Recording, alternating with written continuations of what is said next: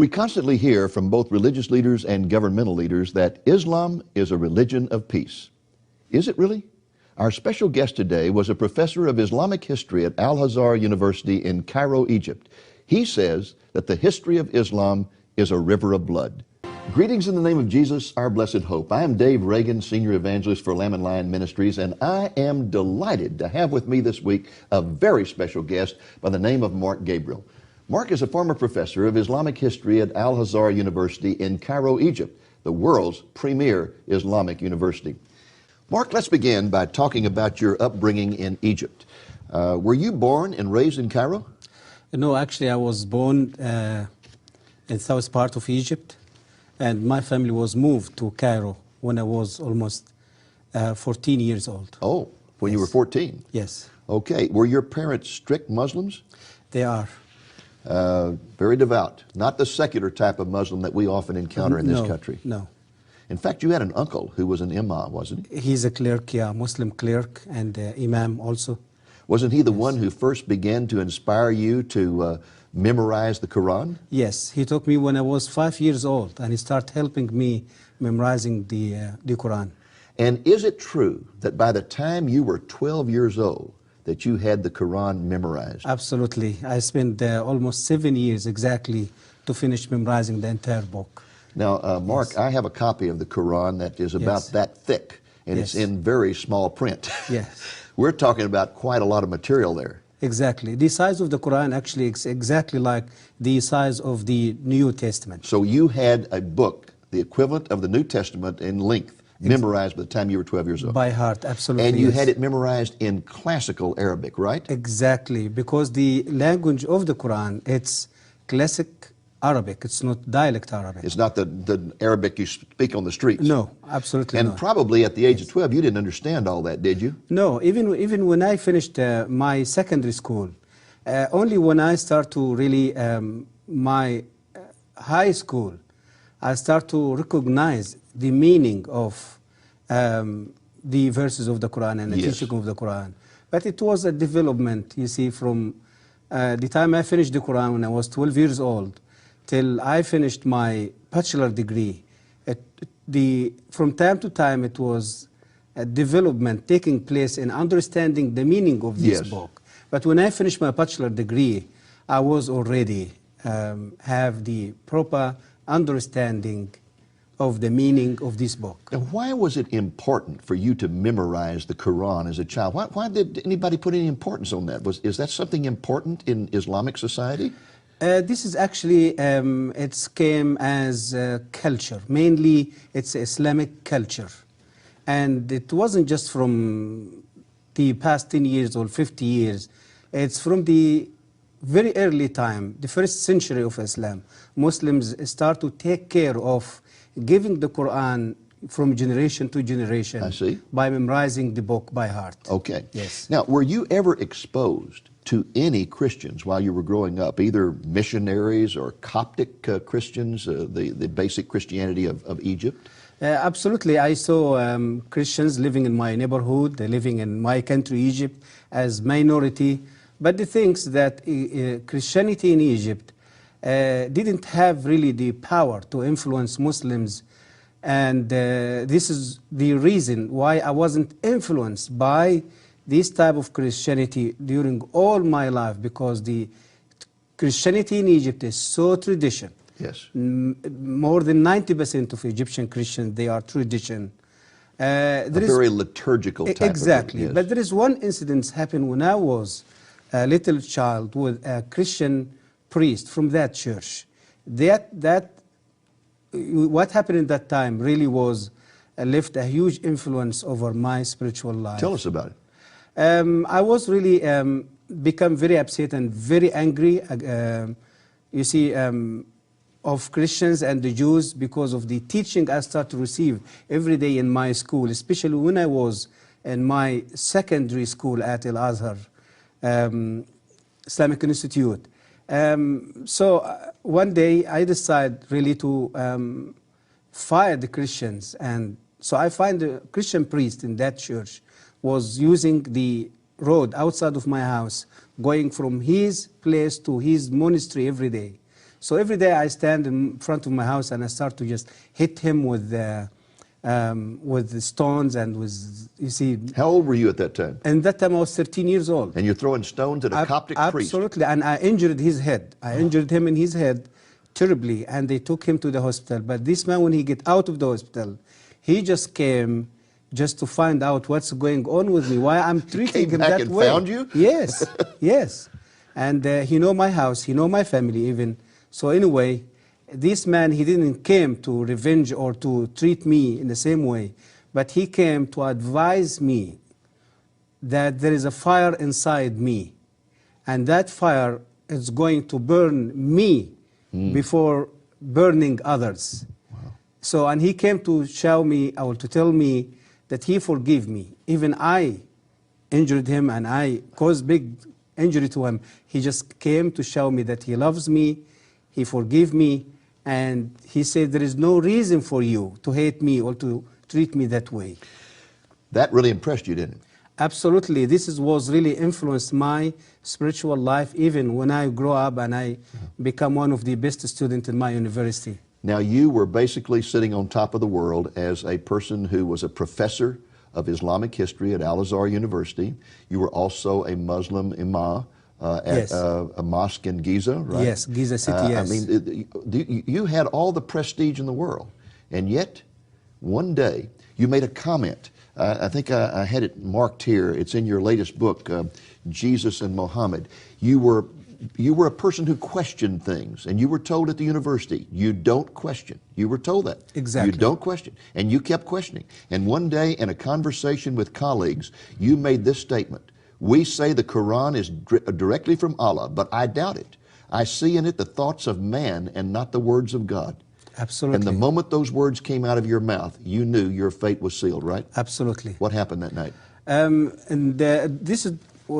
This was happened in a meeting between me and other professors from the university, and they just met with me and they discussed what is going on and what they heard from the student. They was think that I've been under pressure of foreigner influence or Christian influence, or so they just want to find out why I'm doubting Islam, why I'm just so. And I said that this statement to them. And then what happened that night? They become very upset. They kicked me out of the university. They fired me. The university fired me. And in the same day, in evening time, I was kidnapped by Egyptian secret police because they accused me that I convert from Islam. What happened to you after that arrest? They put me in the little cell in the headquarters of Egyptian Secret Service in the middle or the center of Cairo. They put me for 3 days with no food, with no water, and in the 4th day they start to interrogate me. They took me to one of the offices, maybe it's in the 6th or the 7th floors, and interrogating me during a day. And that 4th day they start giving me food and water, and because they want to stimulate me and just want to get information that they can. And they find out during the day they cannot just get what they looking for. And they start interrogating me during the evening time. So the evening time, it was the time of torture. With cigarette, they burned me with cigarette in different places in my body. And you can see here in my hand. They beat me. They put me in cold water. They put me in a little in a tank full, you see, filled with water, and they put hungry rats inside that tank, and they put me inside the tank. So you had rats for crawling over you all night? Whole night, and the rats just swimming over the water, you see, around my head. And did the rats bite you? No, at all. This is like Daniel in the lion's den. And the next day they took me out, and I was just surprised that I'm still alive, but I don't know what is the next. So, and after that they put me in a little cell with a vicious, hungry dog. And when they put me in a room and they close the door, and I sit in the middle of the room, and I was thinking that I'm going to be beaten by the dog. Dog, it will eat me, it will. So, but I was surprised when I found the dog. He just came and sitting in my right hand side. In fact, he licked you on the ear, didn't And he? he licked me in my ears. And They must have thought that you were Satan or something to have such power. they said that. They said that this is the human being or something else. They wasn't really. They believe that there is some spirit or some. So at that point, unseen power. Yeah. didn't they decide to just turn you over to some guys in a cell and tell them that you had renounced Islam and let them kill you? Yeah. So this is the understanding that I've been questioned by professors at the university. I've been fired by the university. To them, mean this guy, he's just out of Islam now. He's convert now. In fact, they wanted to find out what missionary had converted you, didn't they? Exactly. And you hadn't been converted. Exactly. No, I have no idea about Christianity in that time. Yes. About Christ. I never even discussed Christianity. But automatically in Egypt, when someone decides to leave Islam, Yes. they will accuse him automatically that he became under pressure from church or some Christian and he converted to Well, Christianity. how in the world did you get out of that situation without losing your life? I was crying before the God who was created me in that time. I wasn't know who is. Yes. After 15 days, my uncle, he was working as the vice president of Egyptian parliament. He was visiting Russia at that time. When he came back and he heard about my kidnapping, and so he came with permission from the government, and he came with his car and he took me out of the So prison. you got out of prison due to the political influence of a relative who had been out of the country. Absolutely. And then when you went home, I understand your father tried to kill you. My father, he tried to kill me later, after 1 year searching for God, find out who is God, you see, till I received a Bible from a Christian pharmacy. So when I start reading the Bible, I start to find the truth about Christ. After I give my life to the Lord, I lived 1 year, whole year as a secret believer. So you when were- my father heard about my conversion, he shot me with his own gun. He tried to kill me. So you were given a Bible by a Christian pharmacist, and that brought you to the Lord. Yes. And when that happened, your father decided to kill you for the honor of the family, I guess. Because, he just felt there is a shame going to be over him and all the life, or the family, even the community. The And people, so he shot at you several times and all the bullets missed. no one bullet missed me, about maybe 5-6 I bullets. understand that your sister finally got your passport, got you out of the country, and where did you go? When my father, he just shot me and tried to kill me, I was running away from Yes. his faith, and I went to my sister, and in my sister's house, I put the whole situation in front of the Lord, and the Lord showed me to get out of Egypt in the same evening, same day. My sister helped me. She brought my stuff. And where did you go to when you fled? I fled to South Africa by the South road, Africa. traveling from Cairo to South Africa for 3 months over the road. And I was the first Egyptian who did overland journey between Cairo and Johannesburg the trip take almost 3 months. Okay, and so then you get to South Africa, and did you meet some Christians there? Yes, in South Africa I met with many Christians, and many churches, they start to hear about my story because the public media in South Africa, they wrote articles and published articles about my story. And my Is it true that assassins were sent to South Africa to kill you? Absolutely. In South Africa, especially after I wrote my first book in South Africa, and my activity became very well known, and Muslim community, they felt they threatened by my activity there, and by this book was released there in Johannesburg in 1996, and they tried to end my life there So few times. this religion of peace, just because you question Islam, this religion of peace kidnaps you, tortures you, tries to kill you, and even sends assassins to kill you in South Africa. Yeah. That's some religion Yeah. of peace, isn't it? Yeah, this is how the world really been deceived by the media, by the world media, the secular media, by Islam. It's not religion of peace. And tell us, when you arrived in South Africa, you said you met some Christian friends. In fact, I think you lived with a Christian family for a while. Yes. But let's just back up for a moment, because I know you became a Christian before you left Egypt. Egypt, yes. What appealed to you about Christianity? Before I met with Christ, I lived for 34 years under Islam, believing in Islam, serving Islam, learning about Islam, teaching about Islam. And I lived another year without faith after I find myself, I'm already out of Islam. So I lived for 35 years searching for peace, searching for the true God who is going to show me that He loves me more than anything in this world. Through the Quran, through the teaching of the Prophet of Islam, I was never experienced something like that. So when I get the Bible and from the doctor pharmacy, before I get the Bible, I lived for a whole year searching for God, asking myself who God can be. I had terrible headache. Every day go to the doctor pharmacy to get headache tablets. So, and finally she gave me the Bible and she gave me the headache tablets. I took the Bible in one hand and headache tablets in another hand.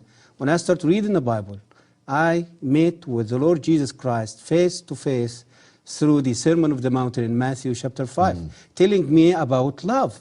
Love your enemy. Not kill your enemy. Not kill your enemy. So the word of the Bible, the word of Jesus Christ, and that evening came to me is just like a beautiful rain.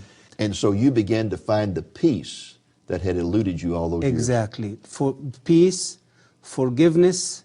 I felt for the first time that my sins has been forgiven. Hallelujah. And I being justified already by the blood of Jesus. I was lived for 35 years with guilt. The guilt of my sin, the guilt of living as a lost person. I don't know who going to forgive my sin. I don't know who going to rescue me from the punishment of Allah. I do have no assurance that I can be in the right place, you see, Actually, to live the eternity. In Islam, you never really know for sure whether you're saved or not. Muhammad didn't know whether he was saved or not. Absolutely not. Isn't that something? Yes, this is true. Now, very quickly, we only have about 2 minutes in this segment. When you finally got to the United States, you were given religious asylum in this country. Yes. And you had a remarkable experience in Washington, D.C. when somebody said that there was a Muslim imam who was going to be speaking at a university. George Mason University. And you went to hear him speak. Yes. And what did you find out about I him? went there, I shocked, I thought this man, he was a Baptist pastor from Texas. A Baptist pastor from Texas? Yeah, and he converted to Islam. And he now preaching, you see, for Islam in George Mason University and sharing his testimony. So, and after he finished his speech, he asked if there is anyone he has question to raise his hand. I find my hand, it was the first hand. So when I stood up, I did ask him, sir, when did you take that decision to leave Christianity to become Muslim? He said, 8 years. I said, oh, this is like myself. And my next question, since you convert to Islam and you left Christianity, did any church or any Christians order to kill you because the Bible said that the penalty of Christian apostasy is death? He said no. Did the FBI persecuted you here or arrested you here or tortured you here because you left Christianity to become a Muslim? He said no. I said to him, sir, I'm a human being like you. And I have the right to take a decision to change my religion or my faith like you. And I was a Muslim like you. I was an imam as you was a pastor. And I took the same decision you took. But the difference between me and you, that I was treated by Islam. I fired from my university. I kidnapped by the secret police. I've been tortured. I lost my family. I lost my country. And the sword of Islam is on my neck wherever I go. Why? Because the Quran said so. That the penalty of a Muslim apostasy, it's death. That is an incredible story. And in fact, folks, there's something about this particular story that he did not mention, and that is that when the man stopped speaking and asked for questions, he was the first to raise his hand, stood up, and first of all identified himself as a former professor of Islamic history at the university. And the imam was so impressed by that that he said, oh, honored professor, please come up here and take over the podium. And the next thing he knew, he was on the stage at the podium in charge of the whole meeting. Absolutely. And asking him questions. Yes. Isn't it amazing how the Lord works? Exactly. And showed immediately that the difference between Christianity and Islam, that he leaves Islam and everyone tries to kill him and kicks him out of his family. He leaves Christianity and none of that happens to him. And yet Islam's supposed to be the religion of peace. He's still enjoying his life in America because of the freedom brought to this country through the Christian and the biblical principle. Yes. You know, the point that you made a few moments ago about no one in Islam knowing for sure whether they're ever saved or not, yes, unless they die as a martyr. Yes. Then they have the assurance of salvation. Absolutely. Right? But otherwise, there's no assurance. Even, again, Muhammad did not know for sure whether he was saved or not. Yes. That is a horrible thing to think you're Yes. having to earn your salvation, and no matter how hard you Exactly. work, you still don't know. Exactly. You still don't know. Exactly. This is true. What a glorious thing it is that to encounter grace. Grace. Absolutely. I was questioning the doctor pharmacy was giving me the Bible after Muslims, fanatic in Egypt, attacking a Christian church. I was so upset. I was so little baby Christian. I did ask her, why people you can defend your church, you defend your people. What she said to me, she said to me, Mark, I want to say something to you. Our God, He is not in need for us to defend Him or to kill others to defend Him or to defend His church. Our God, He is strong enough to defend Himself, His name, and His people. Mark, most of our viewers have never read the Quran, and they don't know really how different it is from the Bible. So fill us in. Give us a comparison here between the Bible and the Quran. Yes, the Quran, as Muslims believe, consider the holy book of Islam. The size of the Quran, it's exactly like the size of the books of the New Testament. And the book contains 114 chapters. Which are called surahs. Which called in Arabic term, Arabic language, surahs. Okay. Exactly. And the book, it's considered, as the Muslims believe, the word of Allah, who was revealed directly from Allah to Muhammad through the angel Gabriel. Okay. Now, how does it differ, though? I mean, an average person, let's say an average Christian, has read the Bible, and he's aware that when you start reading the Bible has lots of stories, and it tells this story and that story, and the relationship with God, the nature of God is taught through stories, but you don't find that in the Quran. No, actually, the Quran, it wasn't really organized logically.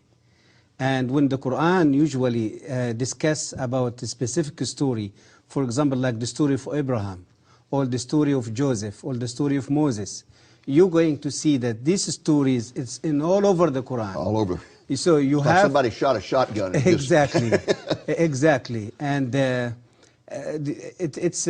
Quran, even when they translate the Quran into English or another foreign non-Arabic language, they just transfer the meaning of the Quran, you see, to the English or another language.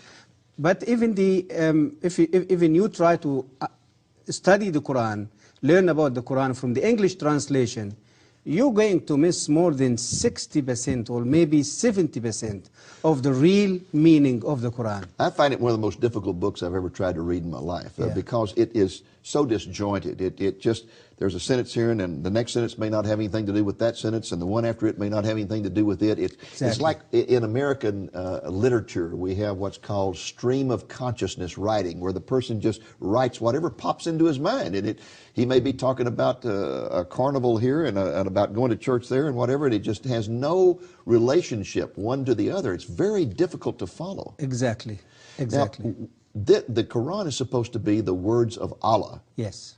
The Hadith is another book in the Islamic theology. What is the Hadith? The Hadith, it's the word of Muhammad. In other words, the Hadith, it means what Muhammad said and what he did. So it's just, what you call it, it's the record of Muhammad. Okay. His life, his activity, his word, his action, his teaching, and the Muslim call it Hadith. So one, the Quran, is supposed to be the words of God. Yes. The other are the words of Muhammad. Hadith, it's the word of the Prophet Muhammad. And are they considered to be equal or what? Muslim, they are required to believe in the both books. Okay. Muslim, it's not enough to just believe in the Quran and decline or deny the Hadith. According to the Islamic law, if any Muslim going to deny any of the basic teaching of Islam, he will be convert, he will be out of Islam. And hadith, it's one of the most basics you see in Islamic faith. Okay. Now, another difference between the Quran and the Bible is that the Bible was written by individuals like Moses or Paul in the New Testament, where they sat down, they wrote letters or they wrote histories or whatever. But Muhammad never did really just sit down and write the Quran or write the hadith, did he? No, he just simply, for example, with the Quran, he was usually in trances and he would make statements and people would write those down. Exactly. And all that was compiled later on after his death, wasn't it? Exactly, yes. And the hadith is just statements that were compiled by compilers. It might be statements that wives remembered or friends remembered or whatever, and they just kind of put them all together. Exactly. All right. Exactly. Now, in the Quran, there are a lot of contradictions, as well as in the Hadith, a lot of contradictions. Yes. For example, you can find verses in the Quran that talk about loving Jews and Christians. Yes. And treating them with respect. Yes. Then you can find verses that talk about killing them. Exactly. How do you account for these contradictions? Did Allah change his mind? A Muslim, they justify this contradiction by Arabic term, and Muslim and Islamic principle, they call it naskh. Naskh or nask. This principle means that the future verse going to come, it's going to decline or cancel the what you call it, the previous verse. Okay, so a later verse, yes, would cancel out an earlier verse. Exactly. This that is, might contradict with it. They call it naskh. If you ask them, but why Allah do that? They will say He do that for the benefit of Muslims and for the benefit of the human being. For example, I remember you giving an example about alcohol. Yes. Give us that example. Exactly. Like, for example, when Muhammad started to preach about his religion, the people in Arabia at that time, they was alcoholic addicts. They loves alcohol. They cannot live without alcohol. And he finds it's going to be too difficult if he's going to give them a command to stop drinking alcohol and to obey his command. So what he did, he just gave them a halfway command. He said to them, no problem, keep drinking alcohol, but when you're going to come to pray to the mosque, you have to stop drinking alcohol till you finish your prayer, and after you finish the prayer, you can go back and drink alcohol again. So after a while, he came back to them and he said, no, this doesn't work. No alcohol going to be allowed anymore. And another verse came and cancelled the previous verse. And Muslims, they become very upset, very angry. But how come? We can't do that. And a later verse says, okay, don't worry. Be patient. Believe in Allah. Believe in His Prophet Muhammad. Believe in His Quranic word. And if you're going to have the ability and you're going to stop drinking alcohol in your life, Allah, He is not going to forget that. He will reward you with a river of alcohol in the paradise the day when He's going to send you to the paradise. So we go from just drinking alcohol occasionally to not drinking it during prayers to not drinking it at all to you're going to have a river of alcohol in heaven. Exactly. This is the development of the contradiction, you see, of the teaching of the Quran. And you find the same in the attitude toward Jews and Christians. Absolutely. At the beginning, it was one of respect and honor, and then when they did not accept His revelation, He turned against them and began to argue, you must kill them. Absolutely. Firstly, it was a development also was taking place in this subject, in his relationship with the Jews and Christians. Firstly, he started to adore Christians and Jews, saying a wonderful thing, people of God, the people who carry His word, the people who protect His word. And later, he said, yes, you are these people. But listen, I am the final prophet, came with a final testament. You have to believe in me. Means he started to debate them and reaching out them. So they refused. They asked him sign. The Quran says so. Ask him sign. Give us a sign that we can believe. So, and he cannot give a sign. And he went back to Allah and cried before Allah, help me to perform miracle or to give sign to these people that they can follow me. And Allah became very upset with him and said to him, okay, listen, go back to these Jewish people and these Christian people. Tell them Allah gives you plenty miracles in the Old Testament, and always you rebels and against him. No more miracles. It is only one way: to submit to Islam, to accept Islam, or to pay the tax. And if you refuse to do so, you will be killed. So it was development also taking place in this, you see, in this contradiction of the teaching of the Quran toward the Christian and the Jews.